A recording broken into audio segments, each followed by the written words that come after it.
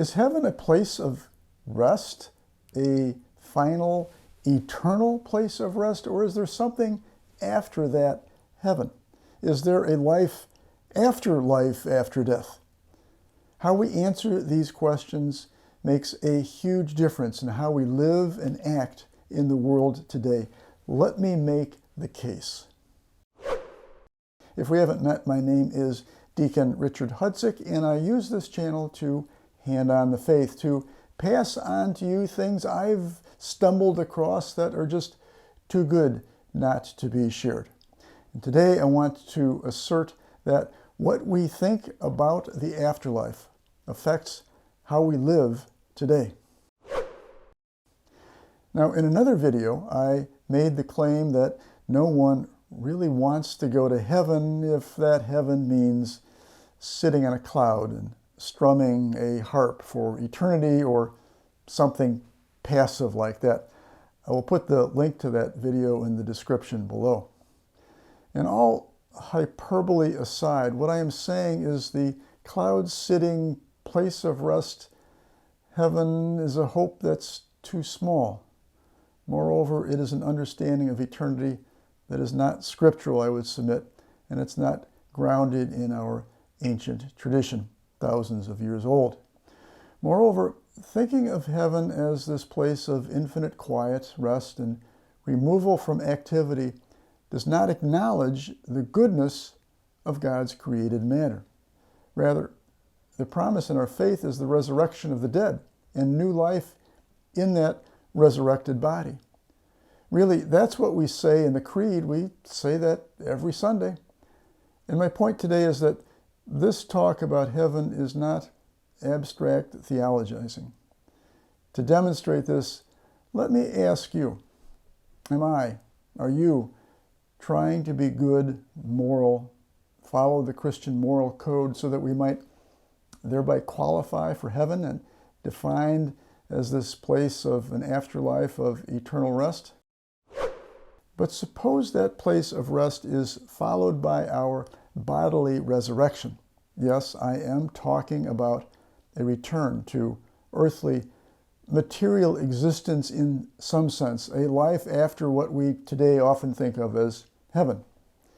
What if eternity is not up there somewhere, but is ultimately something down here, and inhabiting our bodies as perhaps Jesus lived in his body after his resurrection that first Easter Sunday? What then? What does this mean about what we do physically here and now? Well, among other things, this embodied view of heaven says that the material world, gosh, it's important. It says that we don't abandon this world as essentially meaningless. If the world is abandoned and surpassed with a heaven that is wholly spiritual, it's hard not to think that this world doesn't matter too much. And isn't that the temptation we Christians historically might have had? We might tell the sorrowing, the poor, the suffering, well, just hang on, things will be better in heaven. This world doesn't matter so much. Truly, as Karl Marx accused, religion in that way becomes an opiate, a way of living without confronting reality. Instead, take a look, if you would, at all of Jesus' activity in this world of healing and helping and seeking the outcast. Were these efforts of redemption simply Jesus offering a temporary miracle to stop a hurt, to offer some help that ultimately will be futile?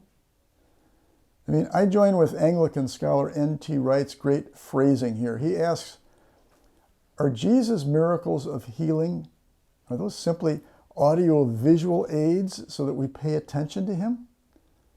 Or is not the Son of God doing something deeper, indeed even eternal, with his curing of creation? Is he not showing us the way? Is he not offering a path to set us on the way to healing what might be broken in creation?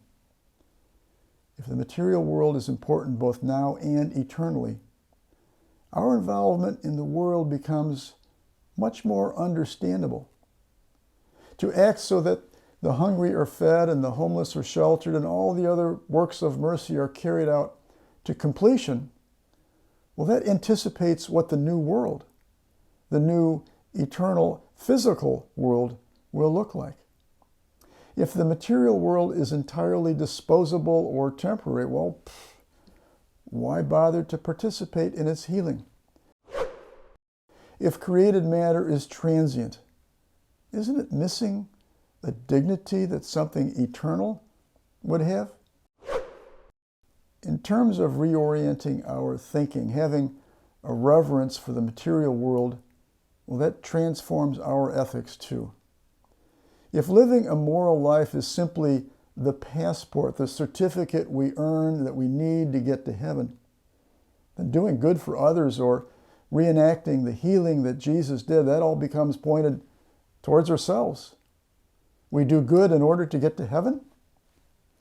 But if the moral life is the way for us to live a full life, if our morality shows us the way to flourish as human beings, then morality participates in and shows us how we might live in the world yet to come. Going to heaven and staying there abandons creation. Going to heaven by ultimately living in our resurrected body fulfills the goodness of matter. Now, lest I be accused of making stuff up, theologically freelancing, or uncritically buying into that N.T. Wright wonderful book, Surprised by Hope, I'll give you a paraphrase of paragraph 39 of Vatican II's Gaudium et Spes. The paragraph says kind of sort of something like this.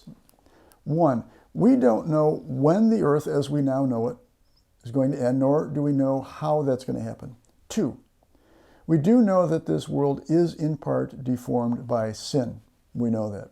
3, we have been promised by God a new world, a new earth, and in this new world the Lord himself will rule with justice.